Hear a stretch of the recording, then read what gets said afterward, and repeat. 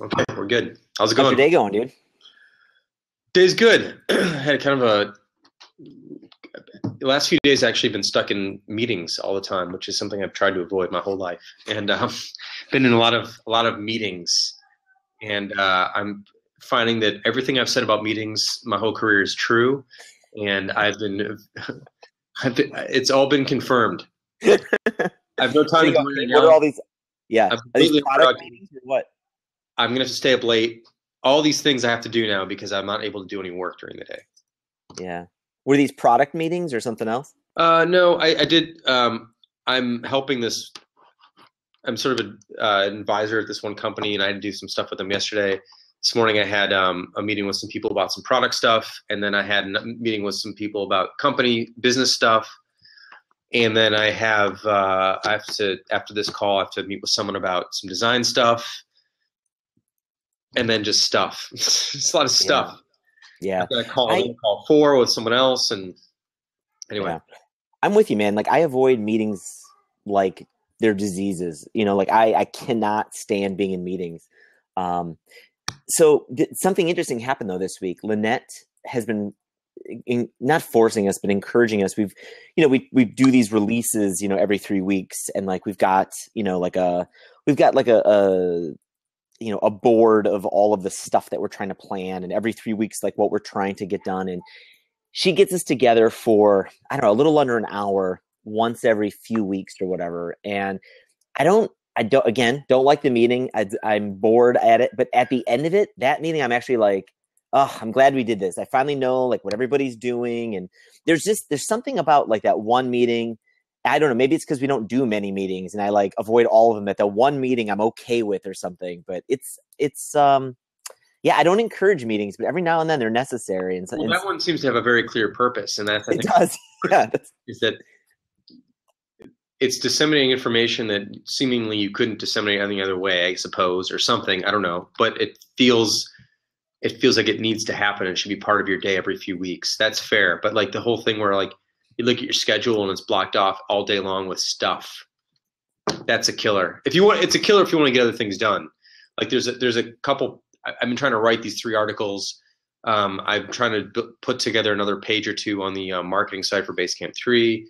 Um, I just like I start them and then I just get distracted by something else and I don't get back to them and then 4 days go by and I feel like I've done nothing and it's I like know. weird. So anyway, whatever is what it is. I get it though. Um, it's interesting. I was talking to another company this morning about some stuff and I'm not going to say who it was, but and one of their big challenges is and their product is awesome and totally different industry than ours. But we're just talking about product stuff, and their biggest challenge is like fear and anxiety around customers' fear and anxiety around switching to something new. And it's like it's so interesting because I feel like I'm starting to feel that helping to reduce, because you can't really ever eliminate it necessarily, but reduce fear and anxiety is like the number one feature your product should have. Like that is the biggest challenge, really, is overcoming habits that people already have and the fear and anxiety of change. That, like, how do you help someone get over that hurdle? Because you have to be pushing hard enough to counteract those two forces to make someone to actually get someone to change, and it's really hard. And anyway, their product is so good, their team is so good, and like their product is actually clearly better than anything else out there. Yet it's not even about the product. It's more like, I. It's like the customer's like, but what if, and what happens if, and I'm not sure when's the right time to do this, and it's all that stuff. And it's just such a great reminder that that's really what's on people's minds more than like, can it do this or can it do that? Like you can say yes or no. Those aren't the deal breakers. The real deal breakers are like, can you get over someone's habits or help them get over their habits and help them get over the fear of and anxiety of change. Anyway, just like I've observed this over and over and over, and I observe it in our own stuff, and it's still something that you don't really pay enough attention to, but it's so important. Yeah. I I And there's other levels of that too. Like I see people like certain little features that just go a long way are things that like what you've done with like client side, trying to take away some of the anxiety of even using a product. It's just a really some really smart decisions happen there. Like even with like draft, like the fact that it just does auto saving as you write is not something a lot of people are even used to when they're using other writing tools. And it was just like, I can't believe how many tweets have been out there that are like, oh my God, using draft like saved me because like my computer crashed while I was writing, but the thing is there. And it's just like, it's funny because like, that's one of those things. It's like, it wasn't that big of a deal. That wasn't like one of those crazy features to like imagine. They wouldn't ask for it. They wouldn't be like, is this on the list of things I want auto save? It just is not even in the, because it's not about auto saving. It's about not losing. It's like the feature should be called not losing your shit. Auto saving text. Like auto saving doesn't mean anything, but what means something is when I lose my shit because my computer crashes, Draft saved it for me. We had the same responses in Basecamp, so we auto save everything, all text in Basecamp. Or when you're writing a message or a comment or something. And before we had that, like years ago when we didn't have that, when we added it, people would say like it's a lifesaver, save my ass and stuff because of this simple little thing, autosave. But again, it's not about the saving, it's about the alternative to saving, which is losing all my shit. That's where the real pain is. Yep. Yeah. I've also had another realization recently. Like this just even came from editing. I've been a couple friends. I've been editing their writing, and they gave me some writing, and it was funny because like I ended up not like doing any. I didn't do any no real changes to the writing. The writing was already good. All I did was like move stuff around, and it like made a really big impact on the pieces. And it was just really just like how just organizing it differently. The same material, that basically the same kind of features of the post, but it was just presented a little differently. And I think about like that with like client side. Like I feel like client side is this really nice feature in Basecamp 3, and it's like there's no like mind-blowing artificial intelligence, super Google multi-data center feature thing there that like people think they have to do to compete with everybody these days. It's just you organized it differently. Like you organize like it to make sure that you remove this anxiety by just moving things to the place it's supposed to be, like away. You've talked about like the front of the house, the back of the house. Like it's just organizing it differently. How powerful that is, and that's not what a lot of people are thinking about when they're thinking about designing products. They're thinking about like having to outcompete the Googles and the Facebooks with artificial intelligence and real time whatever. I think if any, this goes out to anybody who's working on any product, like if there's one thing you can do to beat people in your industry, like if you look at it as a competitive thing, I don't tend to look at business that way, but if you do, try and eliminate fear and anxiety from your customers' lives, like around like the work that you're doing. I mean, not like people being afraid of ghosts or something, but like whatever it is that you're building, like think about what someone would be afraid of. Like in our world, with the client side stuff in Basecamp 3, we learned through interviews and insights from customers that like the biggest thing wasn't adding more features to Basecamp to work with their clients. It was clearly separating the stuff the clients can see from the stuff they can't see, like that. And and it's not even because it wasn't a privacy. It wasn't about permissions. It was about, I don't want the client to see something that we said about them by accident. Like I don't want them to stumble into something that I didn't know they were going to see, because that could cost me a client. Like sometimes we talk about the client behind their back, like not in bad ways, but just like in human ways. And sometimes we have work that's not ready to be shown yet. It's in progress. I don't want them to see that. And it's way too easy in most tools to stumble into something like that. So by drawing this clear separation, technically it wasn't a difficult problem to solve. It was a realization that there's a ton of fear and anxiety, in the middle of this mass of stuff, that if I don't know what they can see and they can possibly see something I didn't want them to, I am nervous because now this tool could make me lose a customer or something like that. So anyway, it was identifying that and then figuring out like a way to help reduce that, not to like add a lot of new stuff. In fact, it was just to draw a line. So anyway, there's a couple questions. Should we jump in? Yeah. 3 questions here. I'll take the top one here. Curious what the design time to let me pop this in here. Michael wants to know, curious what the design time to programming time ratio is for your companies these days. Ratio, I don't know. I mean, it always seems that things take longer to program than they do to design, in my opinion. So like we'll always try and lead with the design. So if we have a feature we're working on or something, we'll try and lead with screens. And that might take a few days to a week or plus more just to kind of get the basics in there. And then we begin to hook it up, and that usually takes a lot more time. And then designers will jump in and tweak some things as we go. But I always find I always think programming is, I mean, maybe because I'm a designer, I always think programming is harder than design, and it seems to take longer than design does. As far as ratio of people, we have basically 2 to 1 for the most part, 2 programmers to every designer. Actually, a little bit, well, depending on how you count, 2.5 to 1 or so. So in terms of staff, we have more programmers than designers.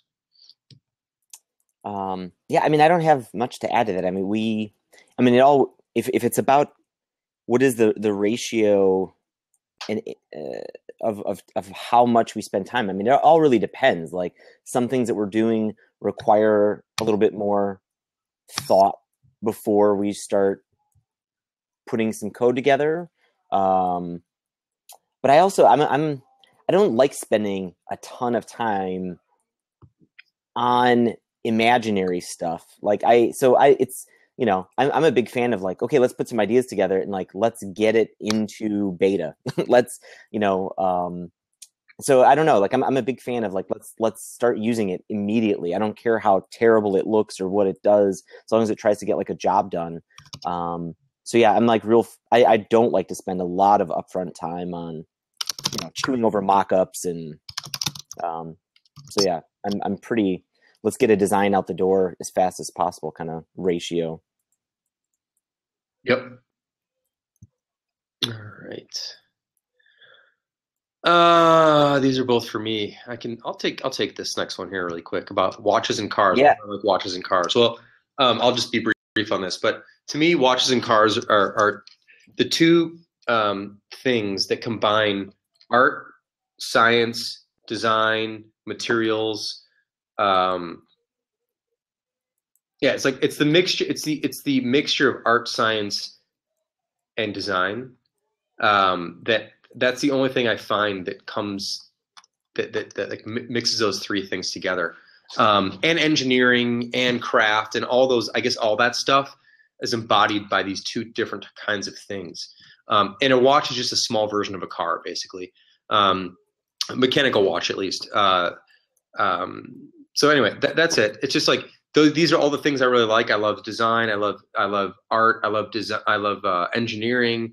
I love product development. I love material sciences. I'm just fascinated by all these things and mechanical things and whatever. And those are the 2 things that sort of are the embodiment of all those things in one place. So that's it. The other thing I'll say is that the other thing I've always been inspired by when it comes to watches and cars is that they both, I mean, take each category separately. So like, let's take a watch, for example.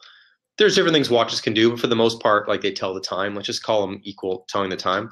I find it fascinating that all of them basically do the same exact thing, yet there can be thousands of different designs for those things.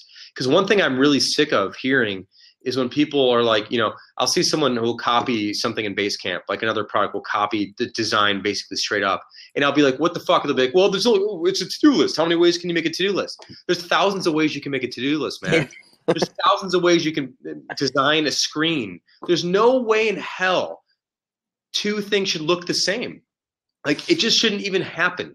The only reason it happens is because things are being copied. There's way too many possibilities out there for things to look the same. And so I think what's cool about cars and watches, and even though they can look the same, is that there is so much variety in categories that are roughly doing the same thing. A car gets you from point A to point B. Yeah, I know that's extremely simplistic, but it has an engine, it has 4 wheels, it has a way to turn it, it has a way to sit in it. And I know there's way more to it than that, but for the most part, it is that. It's transportation. There's also emotion in the whole thing, but there's so many different ways to design that.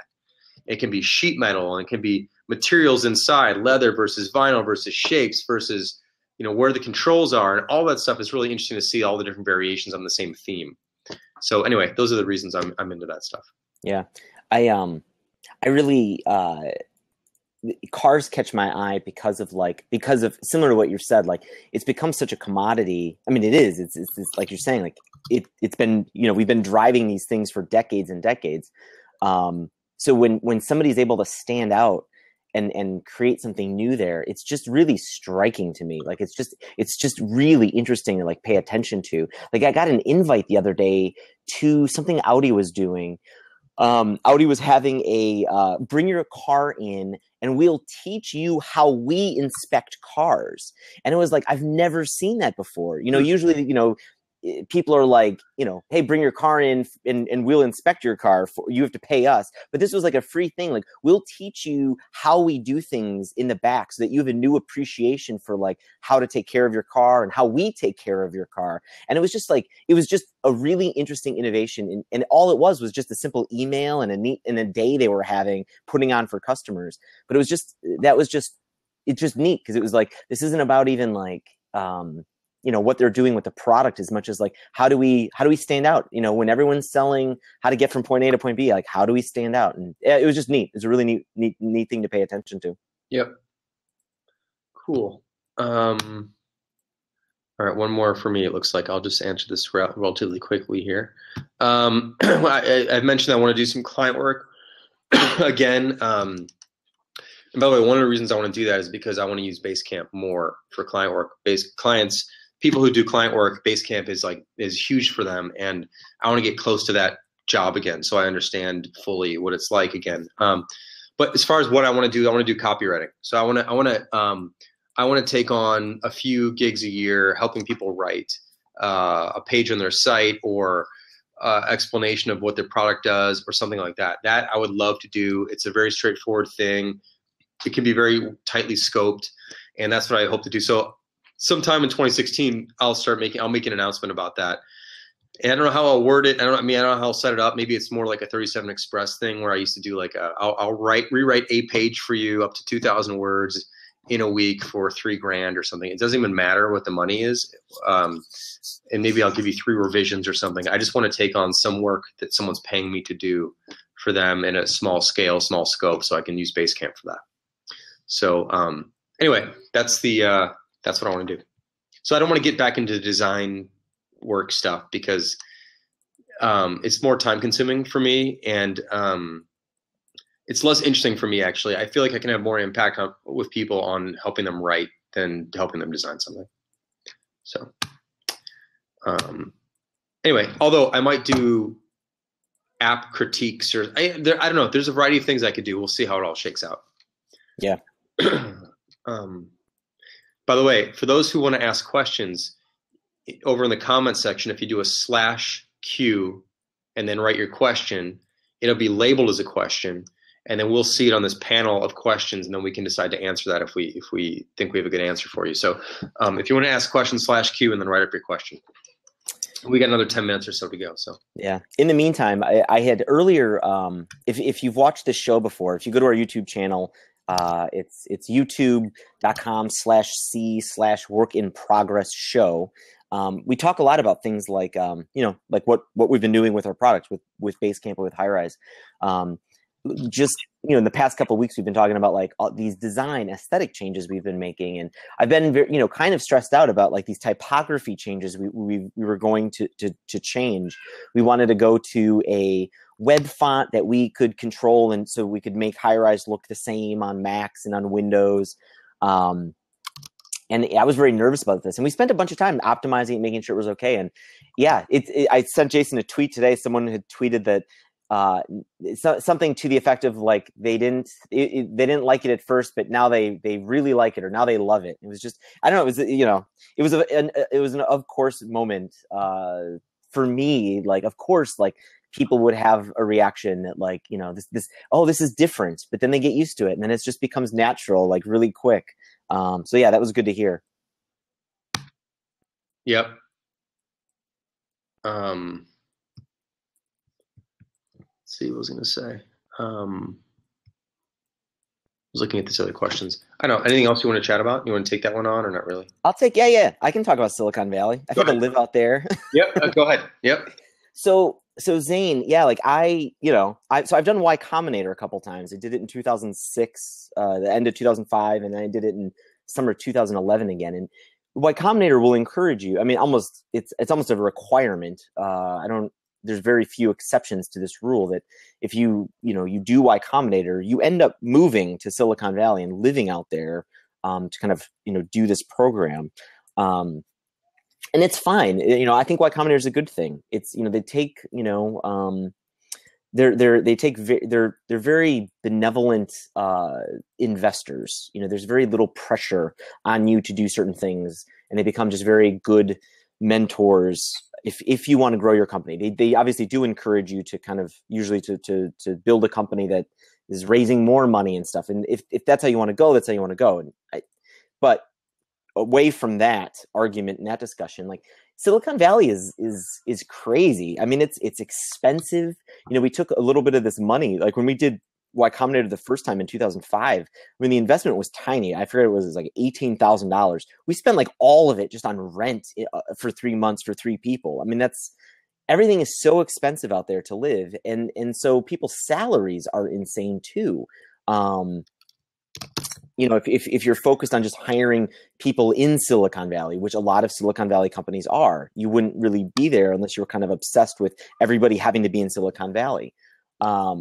And so it's odd. And I think David brings it up in his recent kind of post about, how crazy valuations in raising money has gotten. But it doesn't have to be that way. You don't have to go to Silicon Valley and raise your cost of living just to start a business. And I don't know. So he brings up a really good point of like, if there's all these companies in Silicon Valley, like disrupting everything, why can't they disrupt having to live in Silicon Valley to start these freaking companies? And so I don't know, so those are some of the frustrations, I guess, with Silicon Valley. It's like, why does it have to be, why do we have to kind of go there to like, meet some of the greatest engineers? But there's a reason, right? I guess, there's people paying really smart people to hang out together. And when you go there's a lot of like-minded people starting businesses, but it's so changed. I mean, Chicago's been a great place now to like start businesses and meet people. And as long as you aren't obsessed with having to like have everybody in the same room, hiring remotely, like it's perfect. Like the only person who works in Chicago right now for HighRise is my wife, and she's sitting right there. Everyone else is like everywhere else in the country. And it's just a much better way of running something than having everybody have to live in Silicon Valley. Yeah.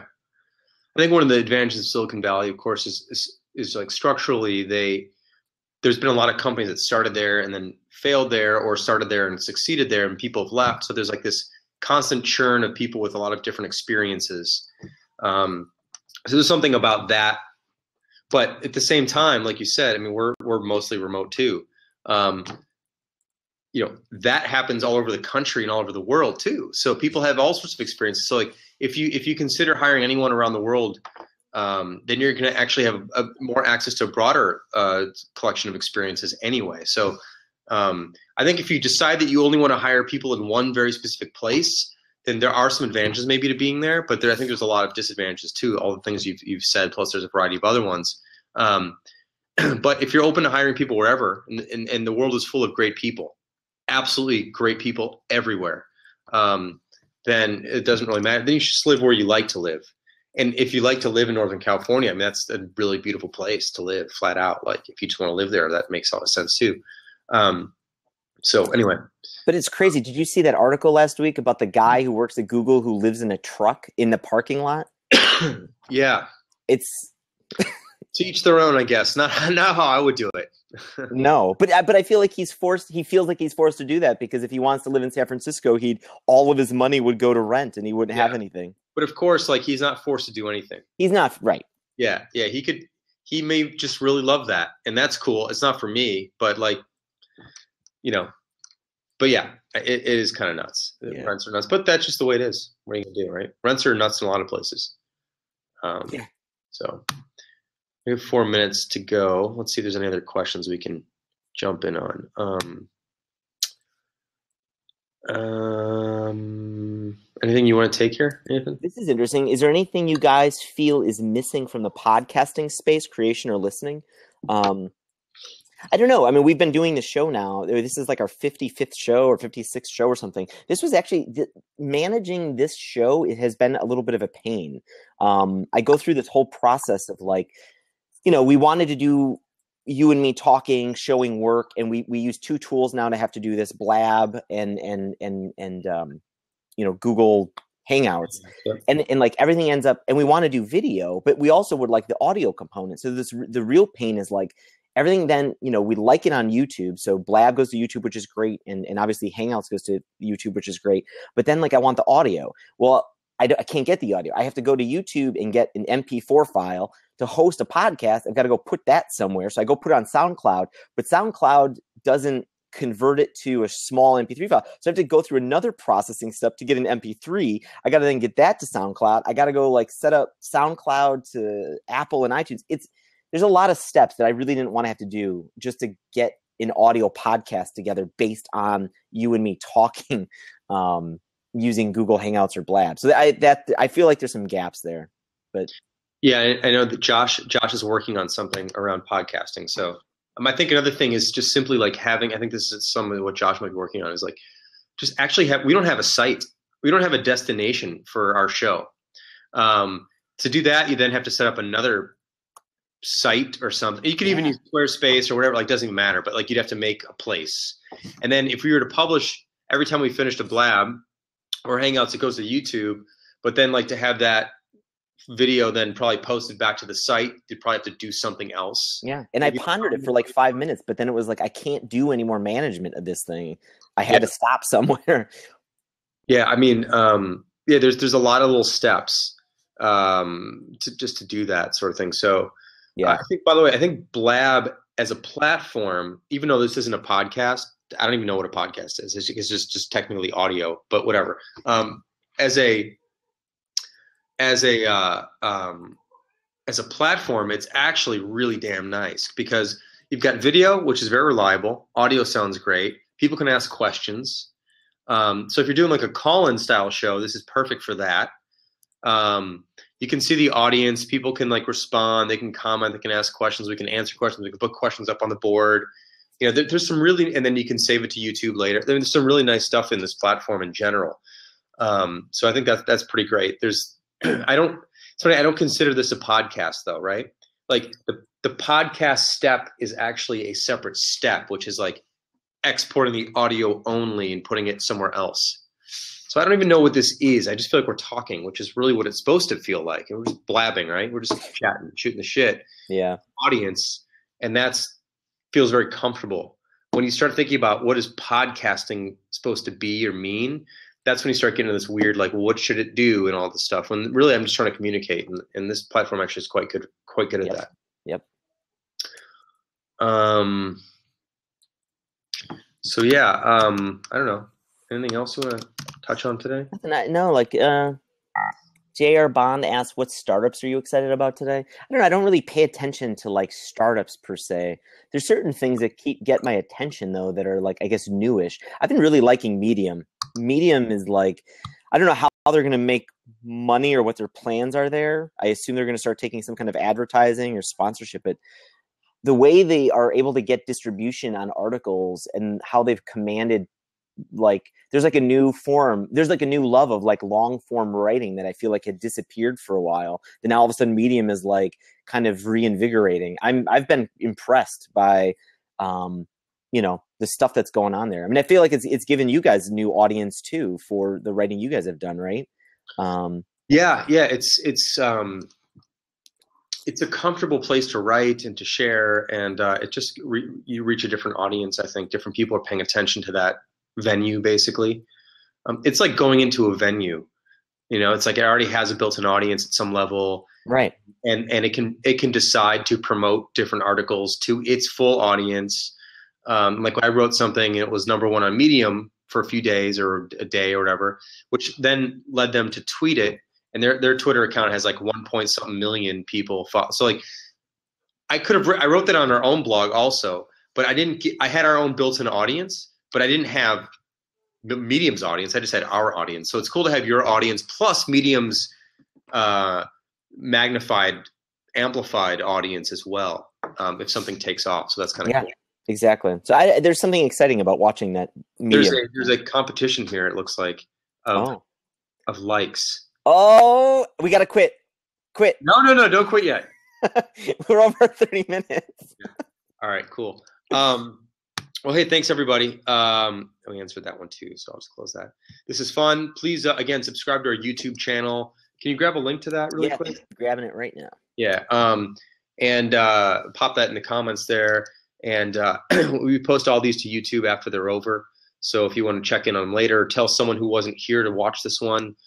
Just join our channel, subscribe to our channel. All the videos are there. Please link them up. Please spread the word. Let people know that this show happens every day. We're going to be off next week, but we'll be back the week after. And it's really fun. So thanks for the great questions. It's great to see a variety of questions coming in. Jimmy, I didn't get to your question about rework. Maybe ask it next time, and I'll promise I'll get to that one. So cool. Thank you, everyone. Have a great weekend.